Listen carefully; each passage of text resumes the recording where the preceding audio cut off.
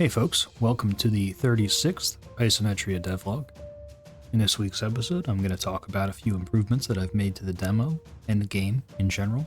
Specifically, I'm going to show you the recipe book, which is newly created to help players find recipes for things that they can create. I've also added some messages, such as boss spawn and spawn point set messages. Changed a few items, added some new items. Also added a new enemy called the Goober. Also adjusted some elements of the night to help players ease into the game.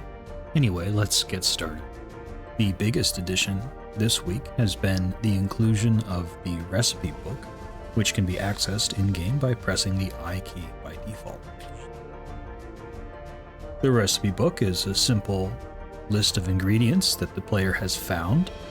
When you click one, you will see a list of recipes that can be created with that ingredient.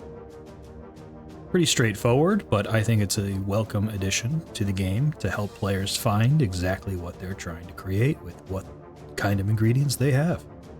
Since the addition of the message box, I've added a few key messages to inform the player of their actions, such as when their spawn point has been set or reset.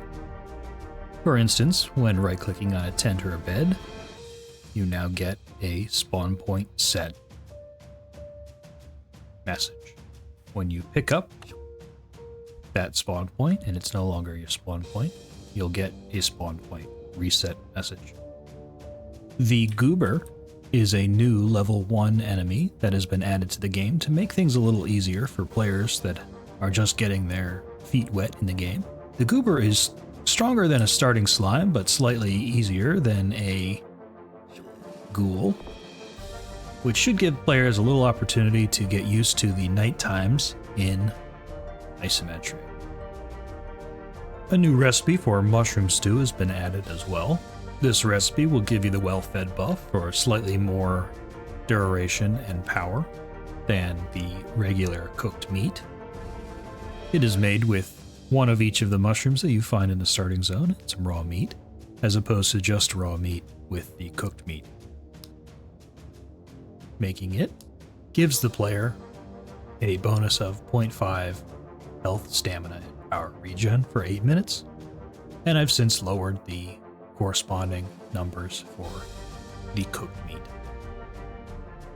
The nighttime has also been shortened by roughly 2 in-game hours, so that players aren't as constricted during the day.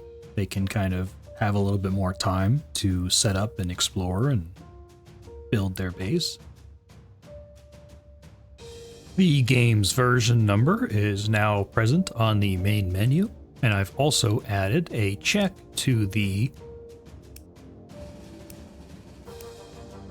loading screen. Specifically, if a version is incorrect, the connection will fail, indicating that the client and server are running 2 different versions of the game. That's it for this week, folks. I hope you enjoyed the changes and additions. Stay tuned for more. Don't forget to wishlist Isometria if you haven't already, and be sure to like and subscribe.